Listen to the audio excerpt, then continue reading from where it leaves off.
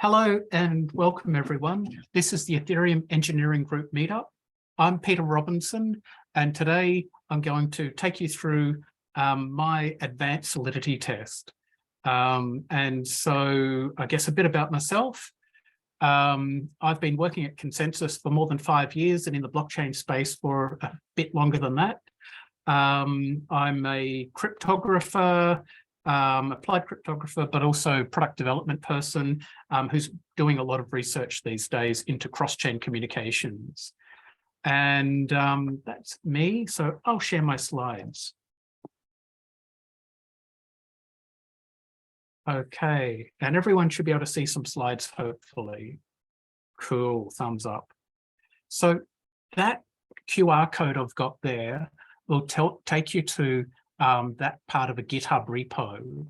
So it's the Ethereum Engineering Group samples repo. And within there, there's a Sol test directory, and then there's 2022-12, so December 2022, and there's start. So there are actually 3 directories that I've got on my computer, which is start, annotated, and final. And so the start is a starting point that you could have in a programming test. And also, before you get too far in, so when you open up Remix, you'll see something like this. And so what we want to do is we want to open up the Ethereum Engineering Group repo in Remix. So you copy that, and I'm going to find the chat bar, and in chat, I will to everyone. So that's the repo that you want to load. So what you do in Remix is you see those 3 horizontal bars, you click on there, and then you click on the clone button, and then you paste in the repo that you want to open, and then you click OK. And so that's going to take a few secs, but that'll load up that whole repo of code for me, hopefully. And so if you do that in parallel, then by the time we get to it, that should hopefully, fingers crossed, load it up. Yep, there, it's loaded up for me. So hopefully it'll happen as quickly for you. And so before I get too far into the talk, I'd like to acknowledge people who've helped me. So Frank Casse has formally analyzed parts of the starting point code, which has been great. And he's found some issues, hasn't found all of them, which I'm actually really thankful for, because if he found all of them, I would have been disappointed. But anyway, he found all of them, or some of them, and he also found some areas which I was just relying on panics rather than having good require messages. So I'll put in some extra requires. Arathio, also I thank you, because he tried out some of that starting point code on a range of tools and saw what they could find. And so Emily and Amal, they helped with my truffle test code that you'll find in the repo and improved it. So that was really helpful that they did that. So I've advertised this as an advanced test. So is it advanced? What is advanced, I hear you ask. So I don't know. I don't know what advanced is. So it's much harder than last year's test. And some people said they thought last year's test was way too easy. And so automatic checking tools have not found all of the issues. So that's one thing to note. In fact, they've found pretty much none of the issues. And hundreds of millions, possibly even to the tune of billions of dollars, have been lost due to the bugs that this test will highlight. So if you know about all the bugs that this test highlights, then you could save your project that you're working on an awful lot of money. And potentially, if you went into the bug bounty searching thing, maybe you can find some vulnerabilities in code and get a bug bounty, which these days could be $500,000 easily. Okay, so what is the test? So the test is to have a, you've got a Flashloan system, and it's a contract which is backed by a Transparent Upgrade Proxy.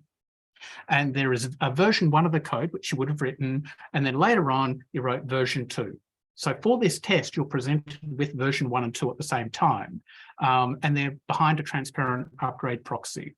So if you're doing an interview and the candidate looks at you blankly, and it's supposed to be an advanced interview, then, you've got a bit of a problem, because, like if you're If you are advanced, then you should know what a Flashloan is, and you should know what a transparent upgrade proxy is.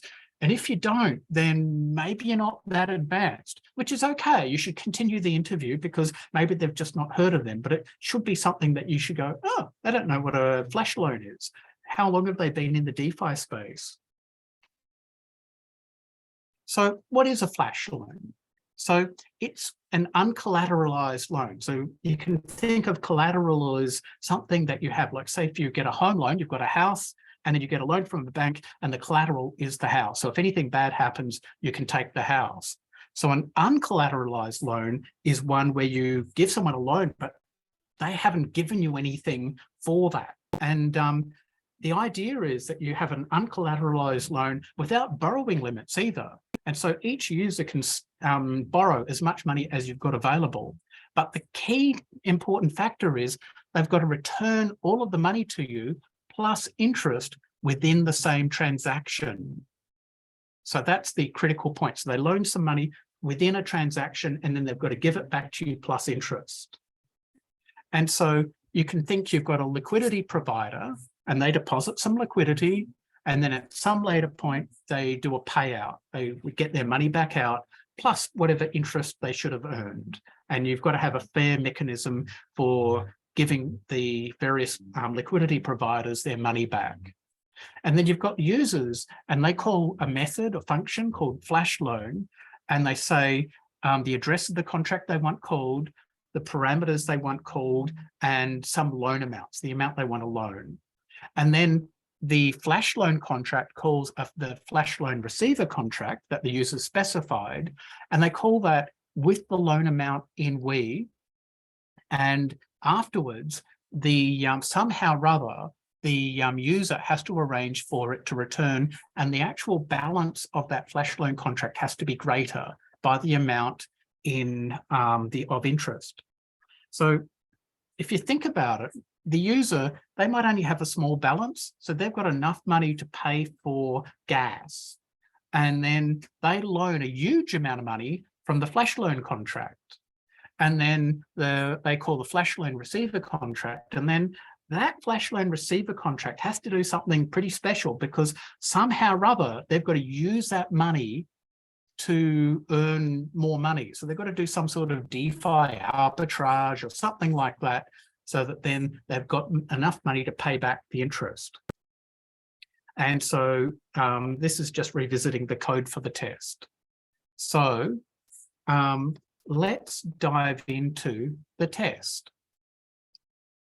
And so hopefully when I open up Remix here, so I'm going to open up the Solidity Test directory and start.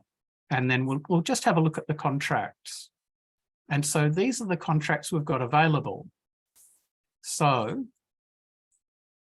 David Pierce, you happy to help out as a interview? Actually, before I volunteer you, David, let's see from the general audience, is there someone who's relatively new to Solidity who's ready to dive in as a person to talk about the code? Is anyone happy to do that? And if not, David, I'm sure, is happy to dive in.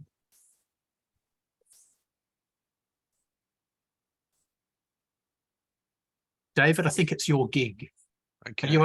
So what do you want me to do exactly? Well, so I'm the one with the repo opened that everyone can see on the video when on the talk.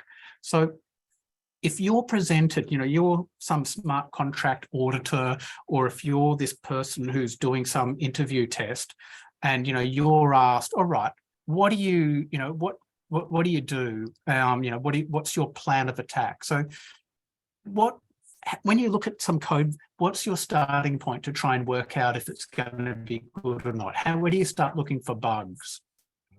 Jesus. I mean, the starting point for me is always to try and understand, like, the process, the use cases. How are people going to use this API, and what are they going to do? And when I looked at this, the original version, that was my starting point, was to try and understand, well, this kind of person is going to use the method in this way, this other kind of person is going to use the method in that way, and then to kind of dig into it at that Yeah. point, and just, I suppose, to look for things that stand out. You know, reentrancy is an obvious candidate. It's easy to look for a situation where you're making a contract call to someone else and to think about, does that make sense? Mhm. And other situations, I spent just quite a while just looking at it and thinking about it, you know, trying to make sense and trying to think about what was reasonable and what you could do and what you couldn't do. Yeah. Yeah. Yeah. Well, all right, here, that is a good approach. So let's not discount. Here, I'm going to give you a bit of. So given we've got remix here, let's click on Flashloan V1, and then let's click into the compile, and we compile Flashloan V1. And I encourage people who are looking at this to have a look. So when we go over here, now you've got Flashloan V1 is available, and it's actually got a parameter you can put in. So let's say put 1,000 in, and then we're going to deploy that contract. And so you can see down here, you've got that deployed contract at that address. Let's have a look at the code again. And so we've got this transparent upgrade proxy just here.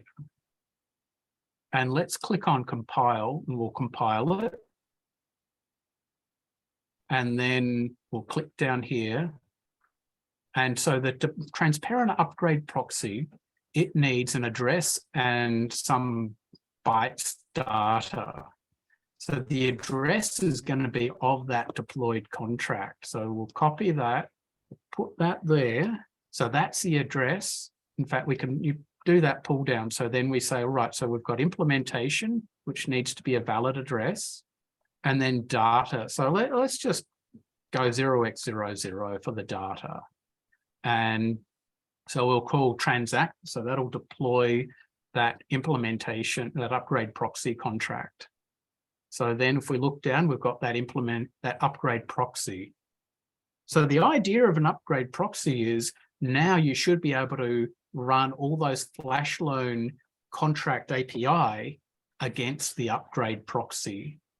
So what you want to do then is we go back here, we grab Flashloan V1 again, we go down here, we compile it, just to be sure, we go in here. So we've got Flashloan V1. So we could deploy it, or we can say what address it is at. So let's copy the address of Flashloan V1. And in fact, I think that's going to even be the address that we want. Yeah. So let's pop that in there, and then we go add address. So what that's done is it said, all right, we've got a Flashloan V1, which is at the same address as the upgrade proxy. And now if we have a look, we've got all these functions. And so why don't we call version just to see what that gives us? Because these are ones that are going to give us a value back. Ooh, that's an unusual version. What's paused going to give us? Paused is true. So it says that currently we're paused. Can we unpause? Ooh, what's that? Not admin. So we've deployed with the same contract. And so that's strange. What about pause? And that's worked. All right, let's go back to the code and try and work these things out. So in pause, unpause, it didn't work, and pause, it did work. And then when we started up. So the starting point here, Peter, is to note that Flashloan V1, is pause me V1, and also extends Flashloan base, right? Well, this is true. This is true. So I am cheating because I've seen the code. Yeah. Yes, well, and that's true. So Flashloan V1 is pause me V1. And then so we have a look. Yeah. So if I was being interviewed, by this point you'd think, oh, he's seen the code before. But in normally I'd have so what I would do is I'd have a look at each of the bits of code, and then I'd deploy the contracts just like I've done to just get a feel for if things are vaguely working okay. Yeah, but things don't seem to be too happy. So when I look at this, the first thing I see is that's only admin, but this one here isn't only admin. And what's the difference? And then in V2, pause me V2, we've pause me base, as is V1. And then we've still got pause, but we've got only pauser. And so what we've done is we've introduced a new variable. So that's the difference between pause me V1 and V2. And let's have a look at Flashloan V1. So it's pause me V1 plus Flashloan base plus a tiny amount of code. And Flashloan V2, what is it? So it's got some more complicated upgrade code, which is fair enough. It's V2 rather than V1, but it's essentially pause me V2 plus Flashloan base. So they're both inheriting from Flashloan base. So that means they're almost the same. It's really what's the difference between pause me V1 and pause me V2. And so pause me V2. I guess in a normal setting, you wouldn't necessarily have both versions to compare against, right? Like you would be looking at the version 1 of pause me, trying to figure out what's it actually for. This is the question that I was wondering at the beginning when I started looking at this contract. I'm not experienced with Flashloan, for example. Yeah. And I was wondering, why do we want to pause the Flashloan? What's the goal here? Yeah, okay. So in DeFi projects, if there's a hack, you want to be able to pause the project so you can go, oh my God, $50 million has just disappeared. Before the other 150 million disappears, let's pause the project, take stock and try and work out what the attack is and what we can do about it so that the rest of the money doesn't go away. And so that's what pausing is all about. So it's a very common feature in DeFi projects. Yeah. So that suggests that when you think it through like that, then it suggests, okay, so who wants to be able to make the pause? It's not anybody, but it's the contract owner responding to an attack. Yes, exactly. Because if you've got something like this where there's no admin control, no control at all, then it would imply that anyone could pause the contract, and that's going to be a nightmare because it means that anyone could maliciously just say, hey, we don't, they're making too much money, let's pause the contract and cause them a bit of havoc. So that there, so let's copy that from there to there, and by doing that we'll limit who is allowed to pause the contract, and that is a good starting point. Another thing I noticed there, so I kind of go through the structure of the code and I looked at pause me v1, and then I'm like, okay, it's admin and it's pause me base. So I look into pause me base and I'm wondering, should it be paused at the beginning or should it be unpaused at the beginning? What makes sense there? Well, I when I was writing the example code, I had to think about this. And so if the default is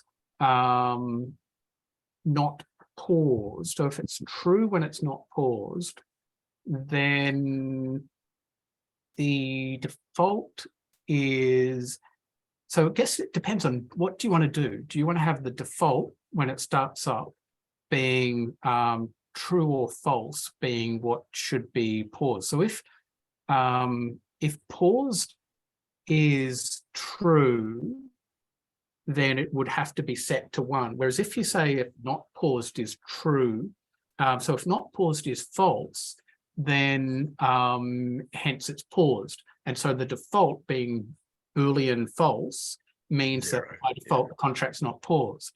And there are 2 other reasons why I did it like that. So one is obviously that you don't need to go in and say, hey, you should unpause. The other one is this double negative sort of logic confuses people no end, and it's a great source of bugs.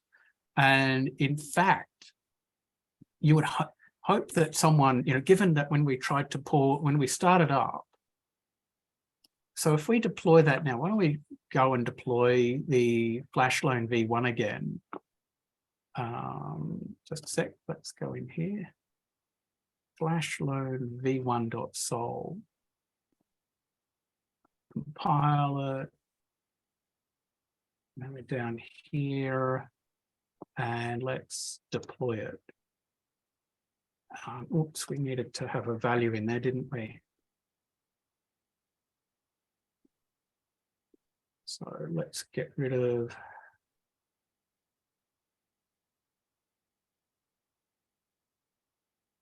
what's going on here. Just a sec. All right, so let's go deploy.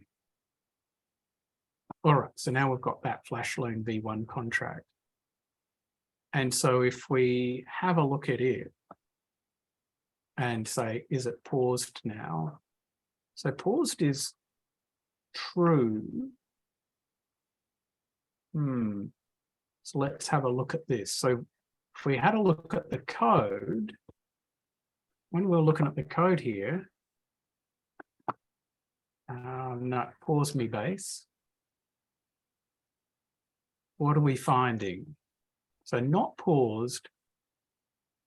So when we start up, not paused should be true. What should it looks funny, doesn't it? Not paused. If I'm trying to call pause internal, then I'm trying to pause it. Yeah. All right. Are we changing it in the constructor of the Flashloan v1? I'm just guessing. Yeah. We'll have a look. So if I was writing this code, I wouldn't want the constructor of Flashloan v1 changing paused. I'd like to have that happen in pause me base's constructor. But let's have a look. Flashloan v1. No, it's just calling out to Flashloan base. And then indirectly to all of the other constructors.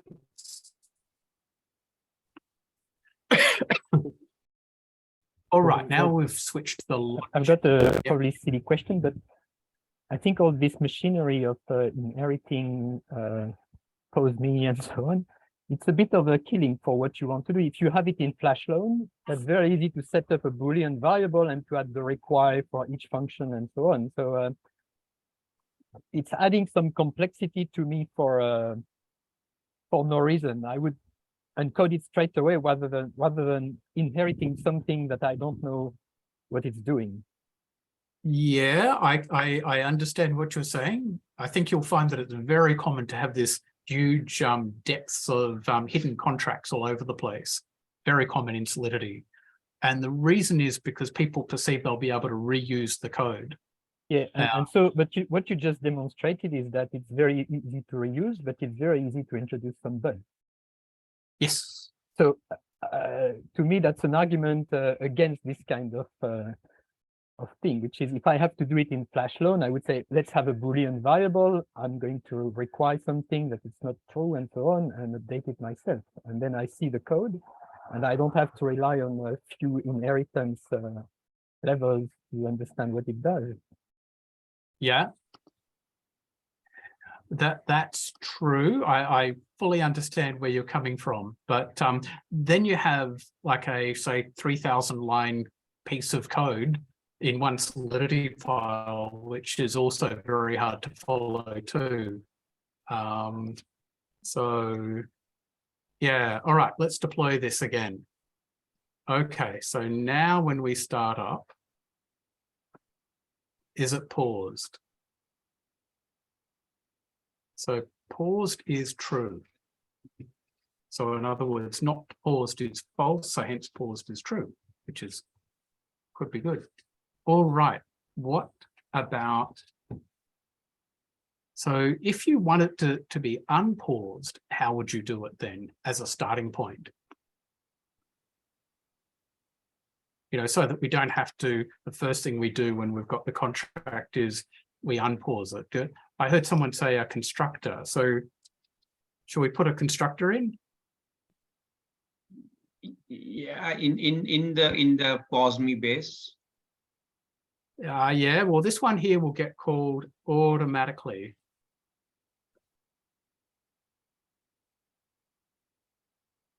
So that will call down to unpause internal, which will make it, so that constructor there. Guys, but don't we plan to use proxy? And constructors don't work behind proxies, right? Correct. Go to the top of the class. You are very correct. Yes. All right. So do people understand what's just been said? And I'm going to try and get to the correct slide. No.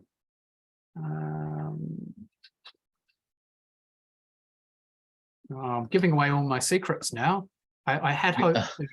Sorry if I revealed that. No, it's not good. Not a problem. So in fact, we can even say, so the pause logic is wrong, and that's something that's pretty basic. And so we can get rid of that one. And then the other one was the access control. So that's another basic issue that you can see. But let's see, what I need to do is have all these out of the, actually, that's how I'll do it. I'll cheat.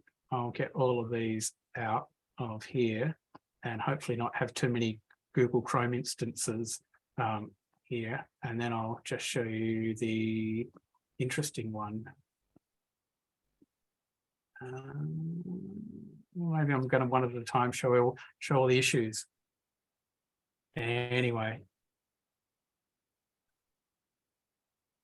So somewhere here I do talk about this, but maybe it's hidden in the upgrade storage collisions. Yeah, that's it. So I'll drag this one. Okay. So I'm sorry, who highlighted the constructor issue? It was me. Okay. Yeah. All right. Well, thank you for that. I'll tell everyone about this. So this is something which is more of a complicated issue. So when you've got transparent upgrade proxies, they call delegate call. And so using delegate call means that the code of this Flashloan contract executes in the context of the upgrade proxy.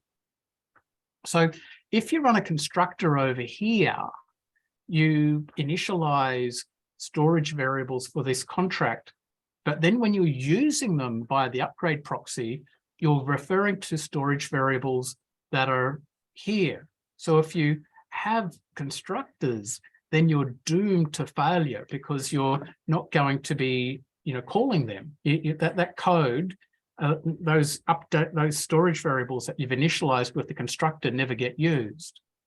And so, so you can see you've got a whole set of code there that needs to not have constructors and it needs to have initializers. So let's go and create those initializers.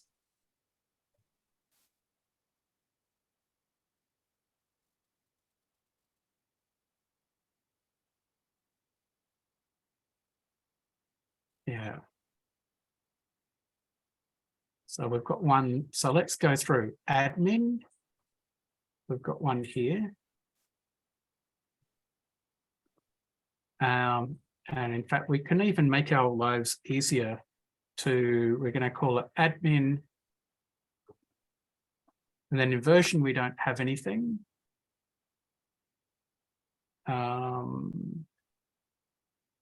Pause me one.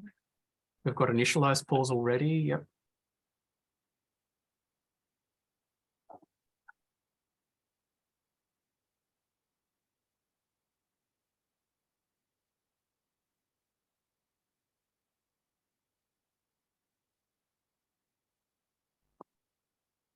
Then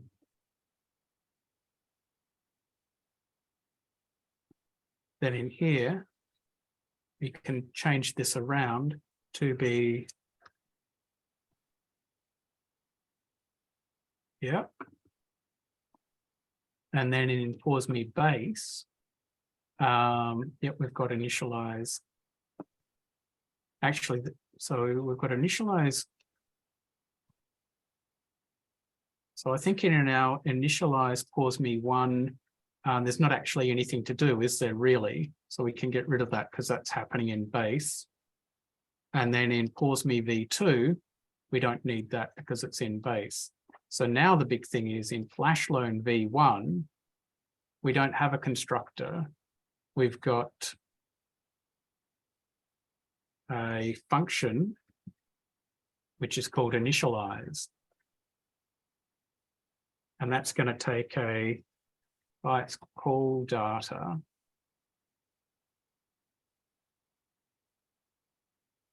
And so now we've got that, but really what we need to do is we need to get that interest rate per block.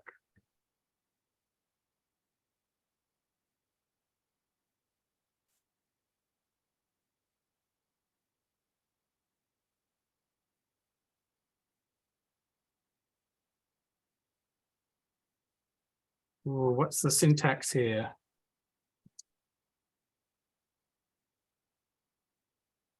I think that's right, isn't it? And now, then what we need to do is we need to call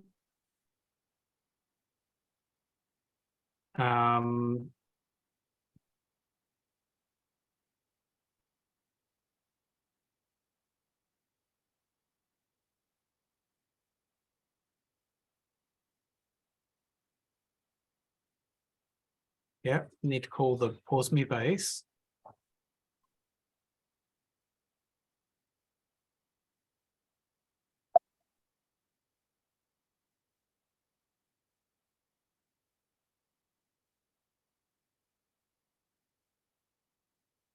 And in fact, though I'm calling them out, so this is Flashloan v1, so that's, you know, so theoretically, we don't actually need to identify which contract we're calling because it's pretty obvious.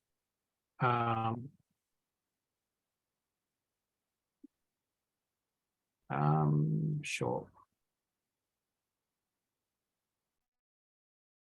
All right, and then we had what we've got to initialize Flashloan as well.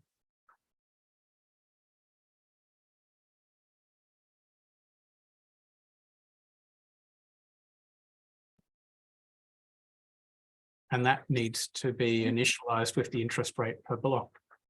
Can I suggest a pattern? Like, I don't know if that's better. Like, initialize pause me base should be called from initialize pause me, right? Like the super. Yeah, that's probably a good point. Yeah, so we're in initialize pause me one. Yeah, which, yeah, and so that's probably a good idea.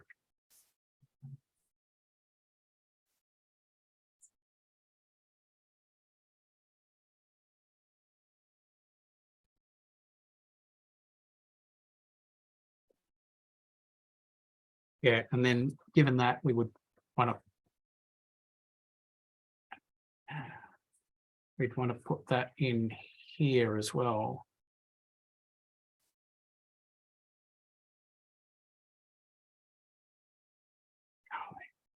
All right, so let's have another look at this. Flashloan v1. We've got interest rate per block, so let's get rid of the constructor. Initialize admin, initialize pause me v1, initialize Flashloan base. And then that's going to do that. Flashloan base is here, and it's got an initialize. All right. So I think we're good. And then for Flashloan v1, let's grab the code from here.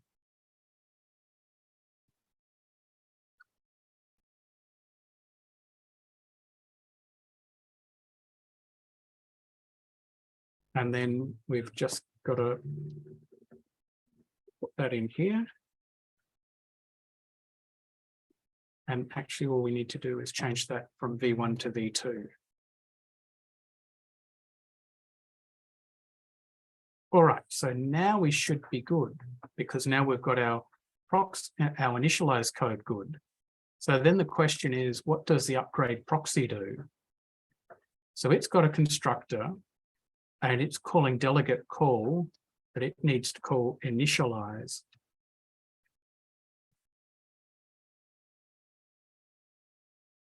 Yeah, with the parameters, and then it sets the import. All right. I wonder whether this is going to compile. So let's start off. Let's start off by compiling the upgrade proxy. I think that's high likelihood of working. Yep. And then we'll go Flashloan V1 and let's compile that code. 7 issues. Yes, I forgot to make give some so let's have a look in admin. We've got initialize and that should be internal. So Paresh, what does internal do for us? What is that going to do? Only the methods in the same contract can call it. It cannot be accessed from outside. Correct. Yeah. Okay. Flashloan base.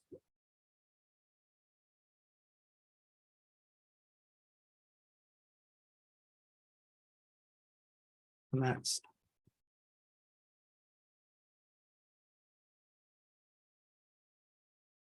and then cause me base should also be internal. Okay, let's have another look and see what we've got. Flashloan V1, and we have another compile of the code. See if we get quite so many problems. Flashloan base line 61.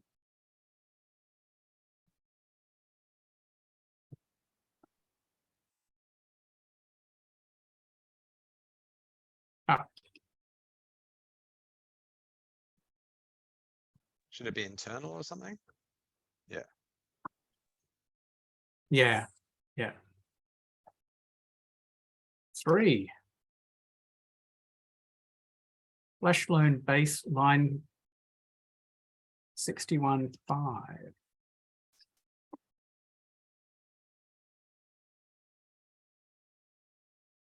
Function.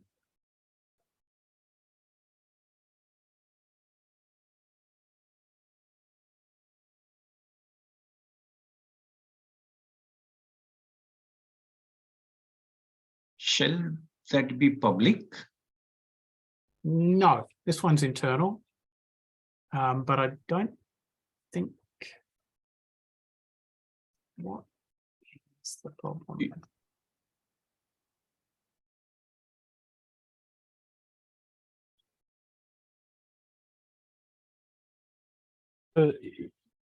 Just to make sure I understand what's happening, because we decided to inherit this posing thingy, right?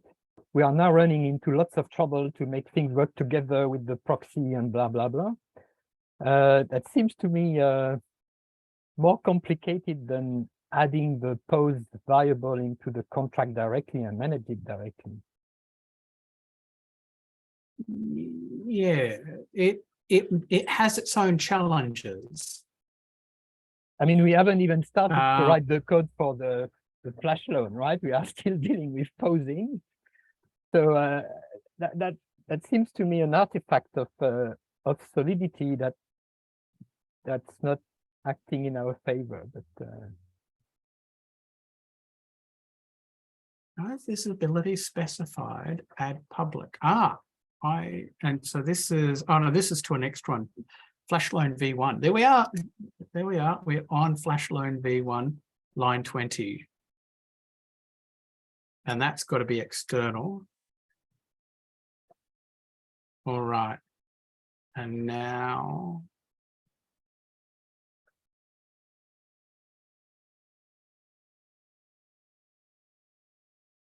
'23. You had a typo there. Actually, I noticed that earlier. You forgot the V. On line number 23, there should be a V before one.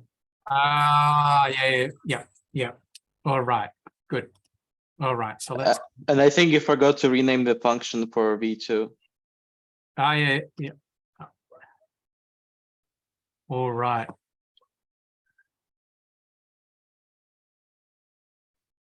For Flashloan V2. Okay. Oh, Yep. Yes, so we'd be calling the yeah. So let's just make sure pause me. Yep, pause me V1. All right, so let's go back to Flashloan V1.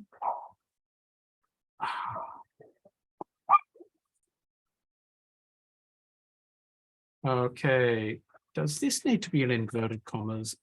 I have a sneaking suspicion it does. I wonder if that's it.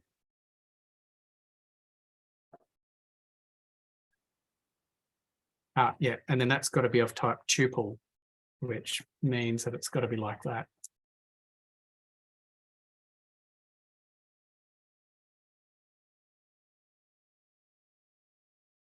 '21.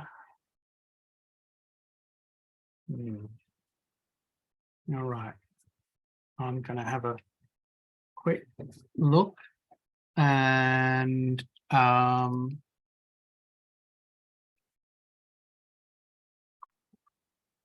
let's try and work this out.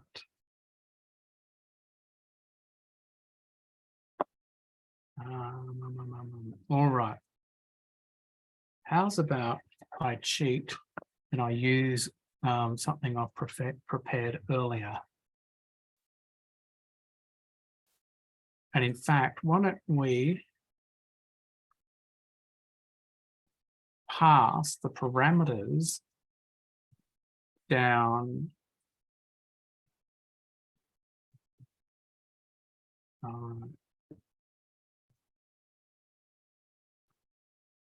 okay, so let's go here. Let's go to Flashloan base. Okay, and so let's here. So now, because given it's that variable, we want to actually initialize that in the Flashloan base because that's where we're setting it up. And so setting it up in Flashloan V1 would be a bad idea. All right, and then let's get rid of that little line of code here too, because it's going to be the same problem. All right. So, so now we should have our Flashloan V1 code that should compile. So let's have a crack at it. Compile. Oh, undeclared identifier, interest rate in per block, line 64.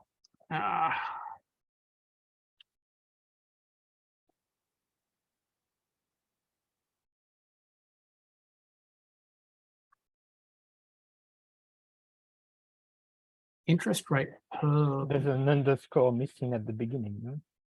No, I don't think that's going to be it. I think. Is it because it's got capitals? Let's have a look. Another thing that you can do to cheat is you can copy it and no, so it's definitely saying that.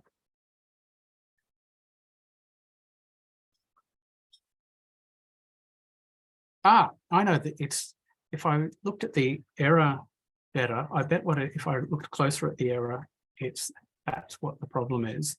It's not saying interest rate per block's wrong. It's saying that per underscore params doesn't exist. And let's call it call data as well, because we know that it's going to be call data. All right. So let's go back into Flashloan V1 and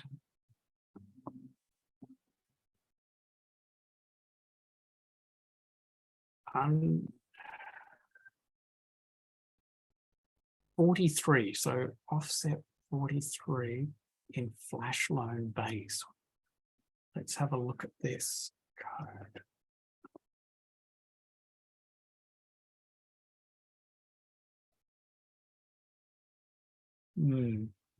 Yeah, so now's when I look at this and go, why can't I work this out? All right, so is it, I wonder if that is going to be character 43.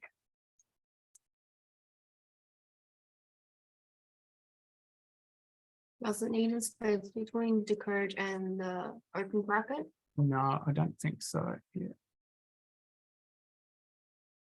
So if it's internal, why do you use the ABI encoding and decoding?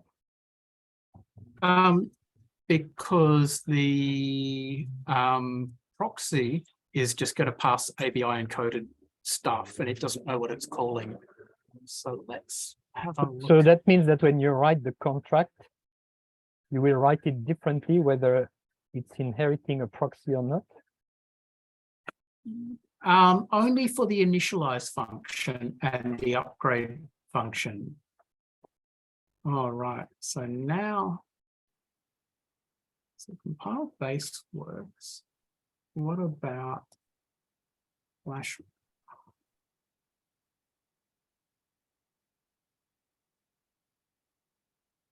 It's at the same place.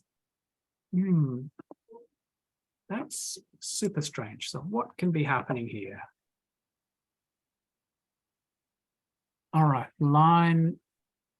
So it's strange if we compile this from Flashloan base, it's good. And if we're here in Flashloan v1, we get, oh man, what could it be? And It's the same thing as last time before you fixed it. yeah, maybe. What about if we go into Flashloan v2 and now we try and compile Flashloan v2, see what it says.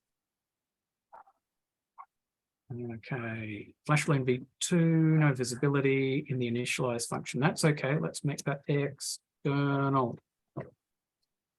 Compile.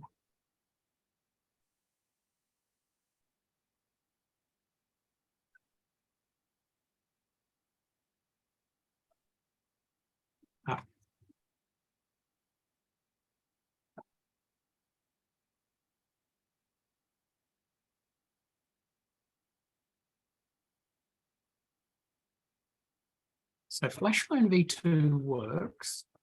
And then if we go back to Flashloan v1 and we go down to the compilation thing and we go compile. Oh, now it's disappeared. All right, we're all good. All good. All a matter of compiling enough. All right, so let's go back. So we've got Flashloan v1. Let's go and we'll delete all of the old deployments. And now notice that there's no constructor variable. So let's just deploy Flashloan v1. And yep, we've got it. All right, and then what we'll do is we'll go back to the upgrade proxy. And we'll go down here. Okay. Oh, we've got initialize admin.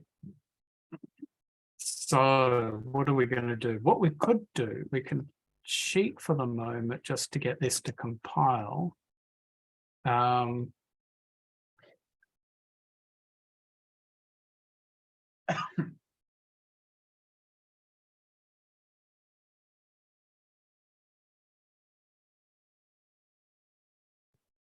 And that should now, and we're in upgrade proxy.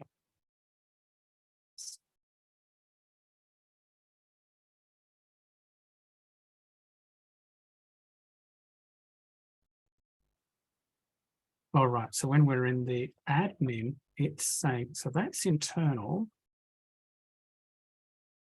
And yet it was saying, what's it saying? Let's, That you need to have it public. did you intend to make it public? Function initialize, relevant parts start here. All right, line 19. So why is it saying that when that's internal?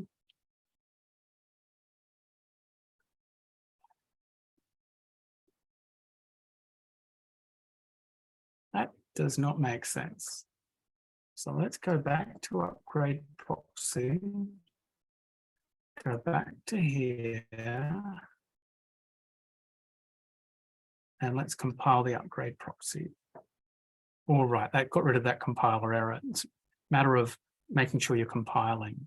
Okay, so now You know, we'll that's why deploy I the was upgrade. thinking, Yeah. I think in Remix, there is no way to say compile dependency because many tools, you know, they will automatically compile the dependent contracts. I think Hardhead does it, but it looks like Remix doesn't do it.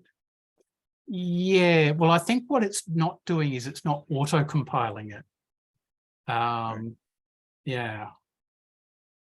Okay.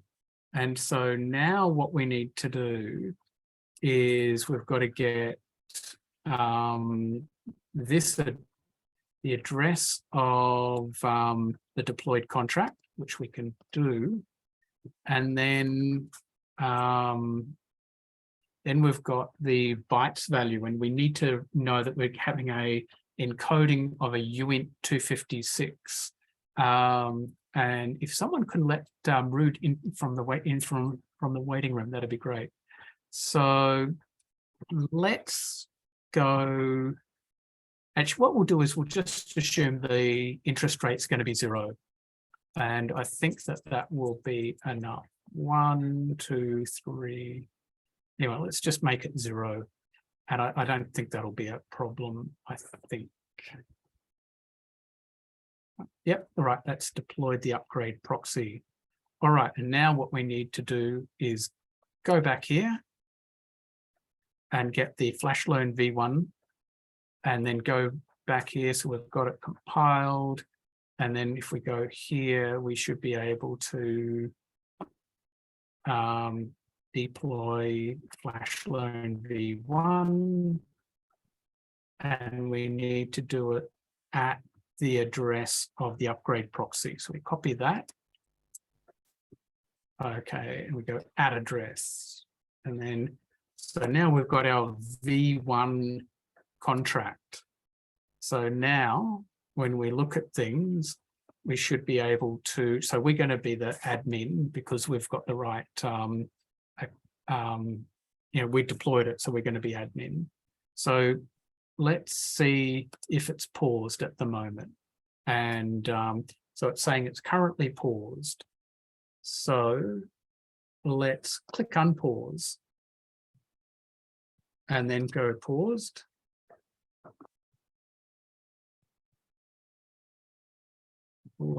Let's go pause then. So paused is true.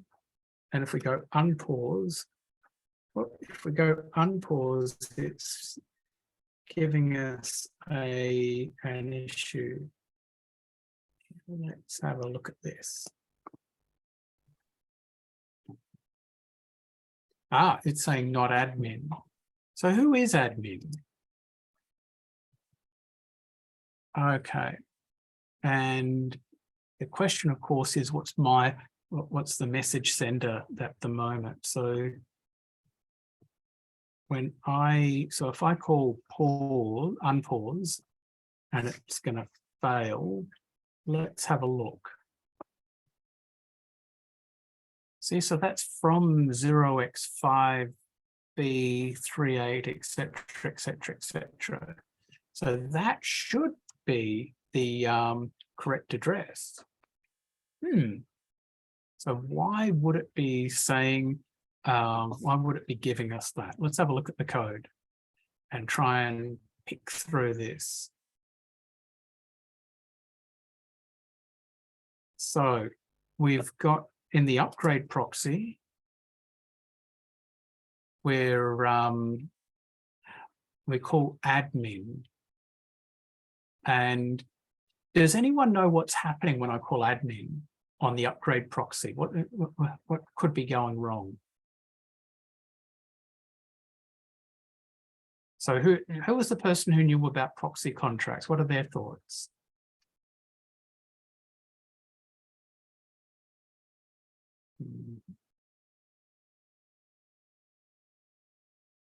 Okay, I can tell you what the issue is, and I'll see if I was going to say, is one of the issues yeah. that the proxy uses a delegate call.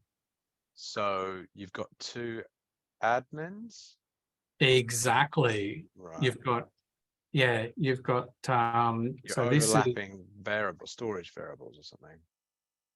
yeah, you have got an issue. So I'm just going to get to the correct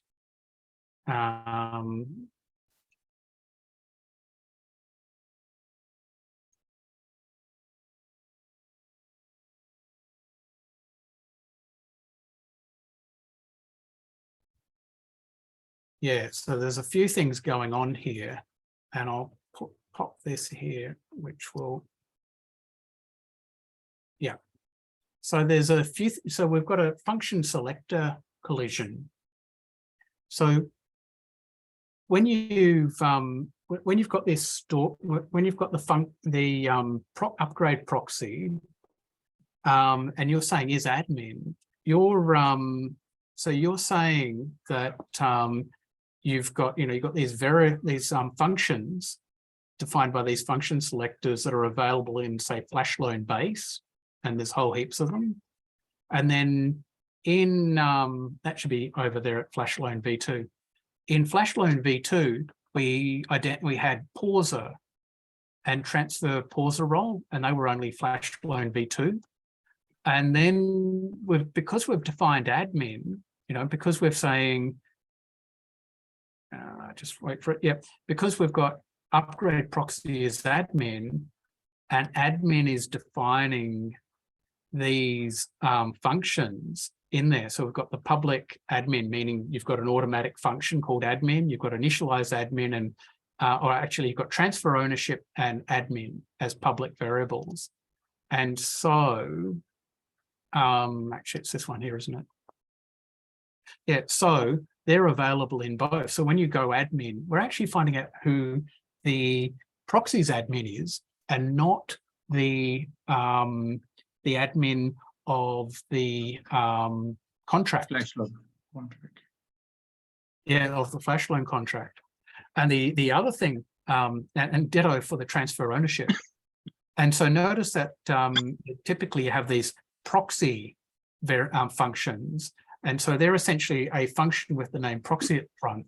So assuming that there isn't a function called proxy implementation in here, then there's no clash. Another, and so, yeah, a way to obviously do this is to get around by having, proxy admin and functions like that. Another issue that we've got is, the proxy storage collision. And so because we're calling delegate call, this contract here is executing in the context of this one. So when we look at it, that means that at storage slot 0, the upgrade proxy has got a variable called admin. But in Flashloan v1 and v2, their first variable that's defined is called version. And so it means that those two variables are operating at exactly the same location. So if you changed ownership, that would overwrite version. Or if you say upgraded the contract, then that would override admin.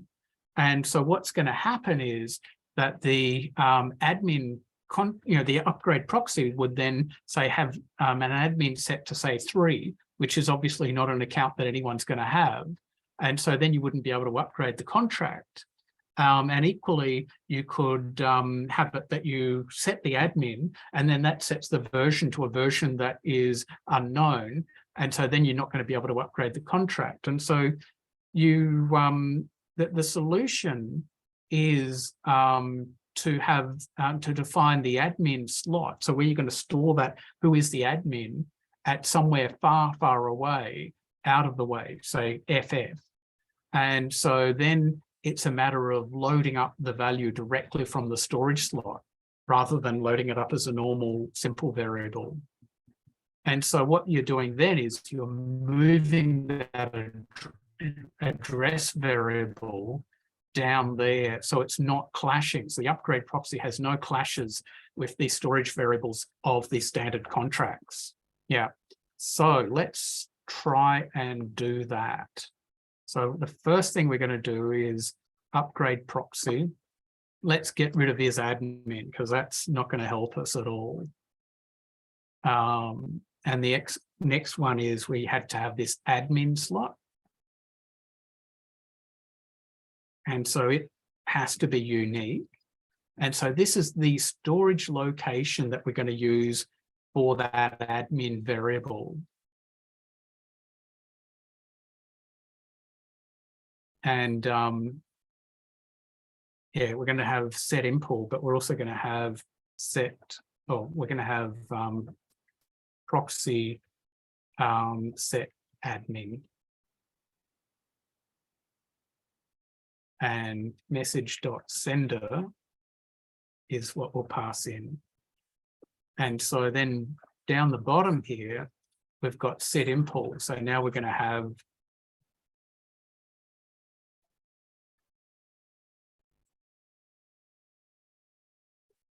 so proxy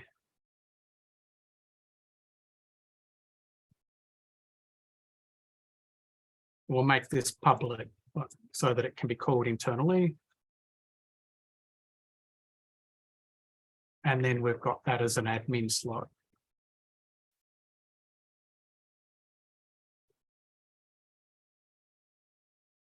And we'll just,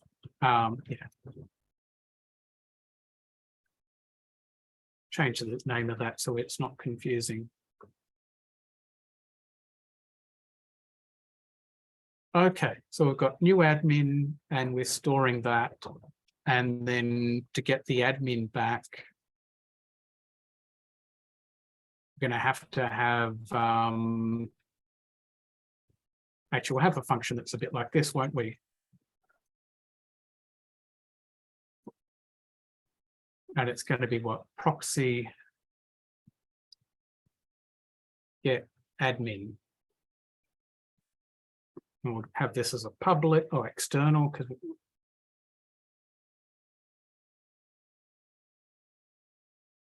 and it's going to be sload of the admin.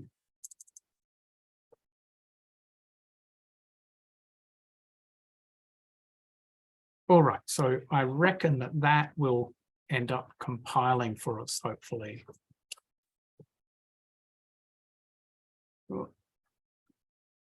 Identifier not found, line 40.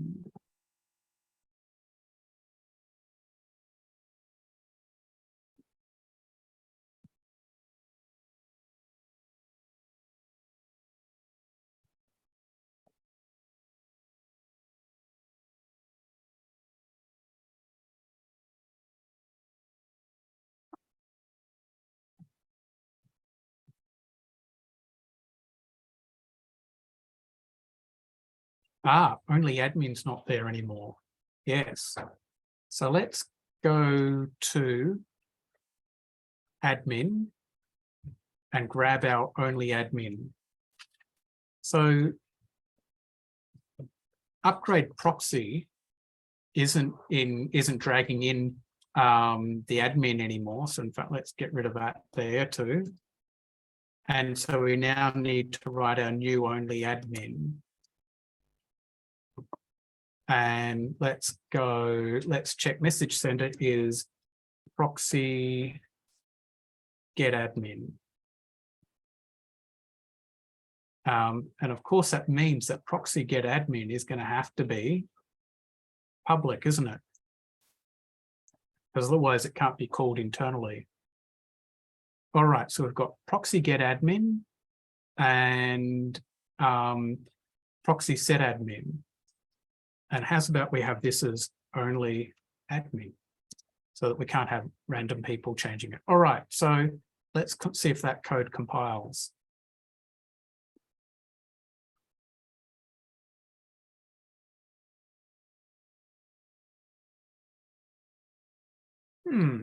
So line 15, it's saying that what comes out of get admin. You didn't call it? So let's have a look.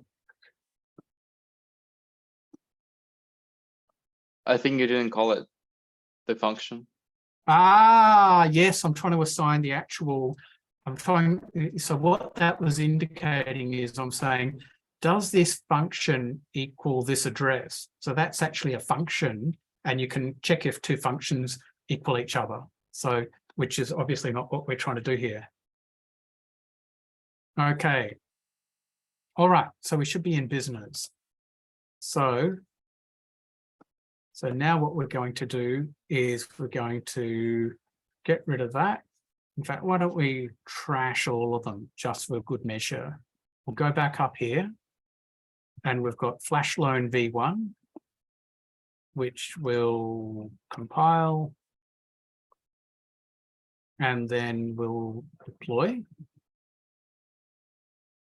And then we've go back here and we've got our upgrade proxy, which is compiled. And then just for good measure, so we need to have the implementation address, which is this one here. And let's just put 0x00 for the interest rate. So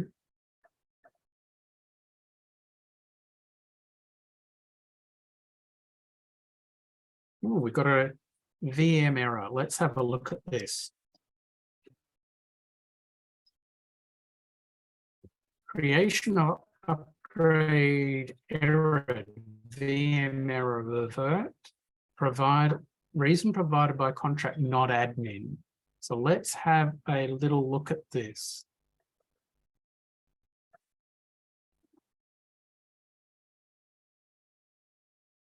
So we had proxy set admin with message sender, but now we've got it. So what we need to do is have a lower level function, which is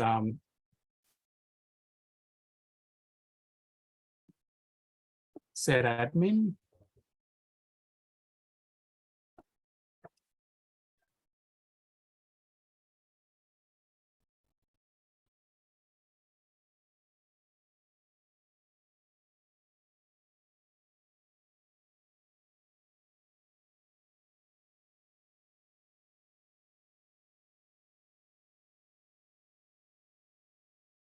And then this one is just plain set admin.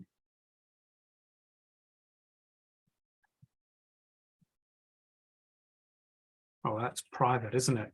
Just in here. All right. Let's try that again. So we've got the upgrade proxy, which we compile. And then we go in here and we copy the Flashloan contract address, paste it in, and then we go 0x00. Let's transact. All right, we've got it deployed. All right, now what we're going to do, we'll copy that address and we'll go up here. We've got Flashloan v1, which is already compiled, and then we go in here and then we can go, we can choose Flashloan v1 and then we say it's at that address, which is that going to be the right address, D4? No.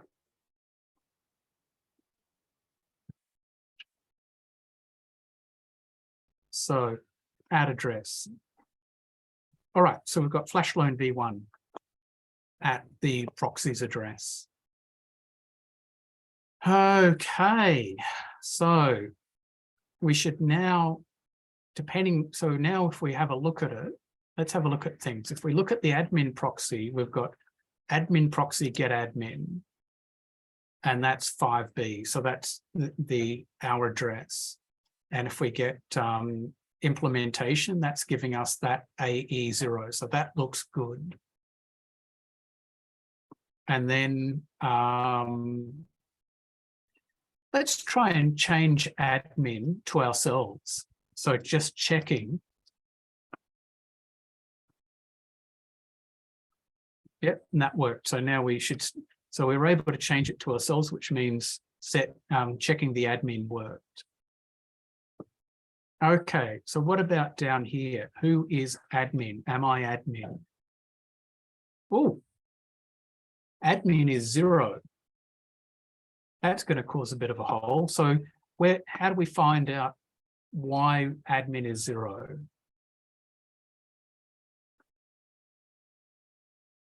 So we've got owner should be message sender. Is that going to work? In what circumstances will that not work?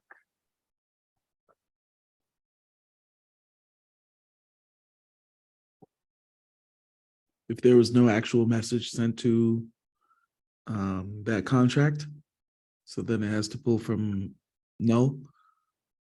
Yeah, well, there was a message, so that's not going to be it. That's not going to be it, because the thing that I'm actually thinking about is, so what's the and so admin's public, so that's just going to be it. I mean, the thing that stands out to me is that it should act, that message sender is going to be the address of the upgrade proxy, isn't it? Because the upgrade, you've got the EOA calls the upgrade proxy, it calls initialize. And so that means that it's as if it's seeing 00 as, and I think the reason why it's seeing 00 is because the contract is calling initialize and inside the constructor of the upgrade proxy. And at that point, message sender must be deemed to be 0 for the contract. It'd be lovely to try that out on a real blockchain to see if that's the case. So either way, though, that should actually be TX origin and not message sender. So in this case, what you want to do is when you're deploying this contract via the upgrade, or rather when you're initializing the contract via the upgrade proxy, you want the EOA account, not the address of the upgrade proxy. Yeah. And so I guess an interesting one in itself is because you're calling initialize, then you know, you're having the problem. Yeah, so if we could have it as TX origin, then I think we're good. So this is Flashloan V1. So let's go in here. All right, we're all good. And in here, let's get rid of all of the contracts. And Flashloan V1, let's deploy. And then we've got let's choose the upgrade proxy.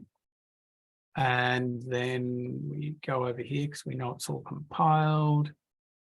And we choose the upgrade proxy. And then we're copying that address.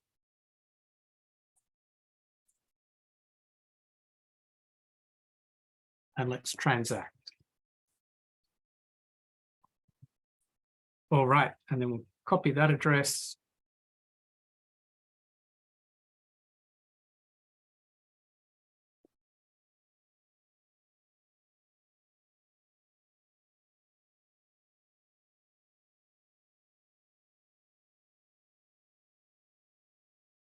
All right.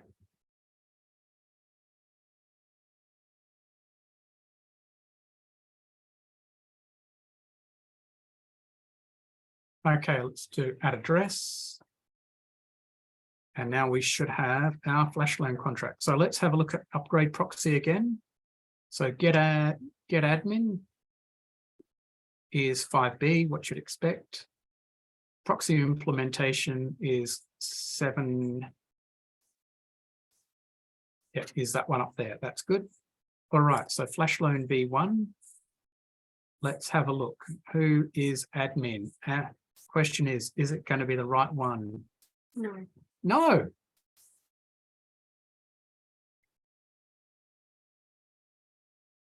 All right, that is a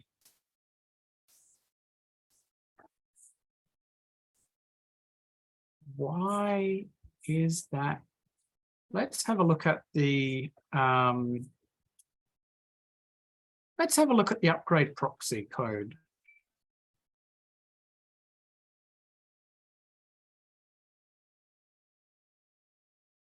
So delegate call, calls result, return data. So that should all work.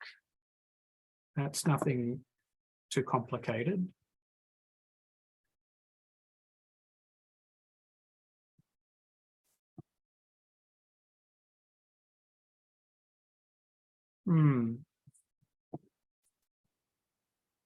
Okay, and I can see we're also running out of time here. And I will admit, for the life of me, I don't know what the problem is. But I do realize that it's now 10 minutes to 2, so we've been going quite a while. And so what I'm going to do, rather than trying to piecemeal go through the code, is I'm going to go through the extra questions you should ask, then we're going to go through all the bugs in the code. Okay, so at the moment, that code only supports Ether for flash loans. And I'd ask people if they wanted to support ERC20s as well, what should they do? And you're going to hope that they're going to start talking about the various APIs and storage variables. Another thing to think about is, so Aave have APIs for flash loans and flash loan receivers. So you could ask what are the advantages and disadvantages of supporting them or conforming to them. So the advantages are obviously that anyone who's currently using flash loans could use your code. So that'd be great. Possible disadvantages, they might try and sue you or something maybe for using their API. I don't know that they would, but I don't know that they wouldn't either. So what were the bugs? So the first one was that the logic being around the wrong way. We had, when you were trying to pause, you were saying not paused is false. So yeah, you needed to, or rather you're saying not paused is true. So in fact, that should be not paused is false. There was also no access control on pause, which can be fixed with only admin. And as well, one of the core business logic functions, Flashloan, didn't have a paused function at all. So it needed a when not paused. There were some other more complex bugs, but ones that I think maybe if the code had been simpler, we could have got to. And Frank found, which was that you can have a reentrancy bug. And so you could imagine you do a flash loan to someone, and so you give them, say, 100 Ether, and then they could call the deposit function and use it to loan back some money. And so they could use that to essentially have money in the contract, which they don't really own. And then they could call payout later on to withdraw their deposit that they haven't really made. So the obvious way around that is just check if you're in the middle of a flash loan. Another thing that wasn't checked for was, were the deposit, did deposits exist already? And so if they already exist, then you've got a problem, because what you could be trying to do is you could be overriding someone else's deposit ID. And if you do that, then they can't withdraw, which is a problem. So you need to check that deposits don't exist. Another thing that we didn't get to was storage collisions. And so, as I said, you've got this delegate call thing where the Flashloan contracts operate in the context of the upgrade proxy. And so what this means is that they, it's good because it means that the variables that are available in the Flashloan v1 and all the storage variables, so, it could be a megabyte of data or something, they're all available in v2, which is great, but you've got to be really careful that you don't have storage collisions. And so what I mean by that is that if you look at to the left there, you've got version Flashloan v1, and then on the right, you've got Flashloan v2, and we just introduced one variable called pauser. And by doing that, all of the other variables shuffled down by one.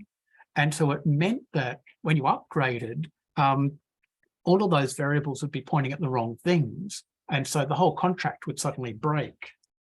And so what you need to do is have some fixed length arrays and have them as gap variables. And so you need to put them in any file that you're expecting could be inherited from. And so they need to be at the last storage variable in that file. And 100's a random, is a, it could be 1,000, it could be 1,000,000, but you're unlikely to have more than 100 storage slots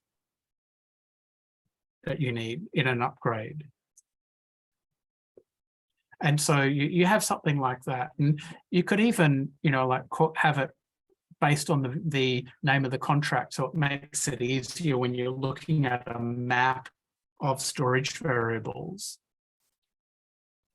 And so doing that, you end up, say, after the version init one, you have this gap, and then after admin, and then as you go down. And so you could have this gap pause me v1, which was 100, and then you could just have, say, the pauser variable put in, and now that gap variable is only 99 long. So it means that, all the actual locations for all the other variables are still all good. And so we talked about the constructors used in application code and how they operate in the wrong context. And so you've got to make sure you don't have constructors, but you have initializers. And so you have something like that. Yeah, and then